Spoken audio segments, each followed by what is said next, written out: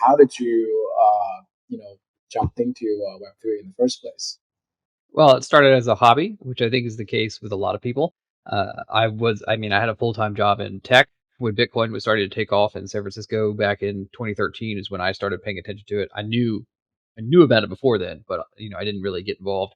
And I spent my nights and weekend working on it. And when you're in the Bay Area, at least at the time, one of the things you always try to do is see like what was around the corner, right? And so like right now, everyone's talking about Chat GPT and AI, and like that's the next big thing. So I guarantee you, everyone sitting around San Francisco right now in their mid 20s is playing around with AI, right? And if you go back to 2013, what happened was is everyone who's sitting around in their mid 20s, like myself, it was working on blockchain, right, in the background back in 2013. And so it takes a few years for good ideas to incubate.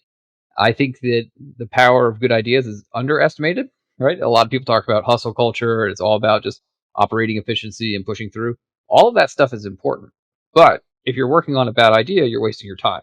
And so I think that it is very important to spend that time and really incubate an idea. And most of the people I know who have started companies and been successful, they've had a thing that's been bothering them for a while that they've been thinking about in the back of their head. And so I was in the crypto space, playing around with things, running a node at my house, building Bitcoin apps on the weekend, going to different coding courses on the weekends, right?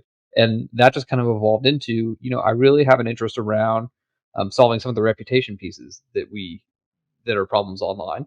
And I found that NFT domains, and actually it was just blockchain domains before they were NFTs, right?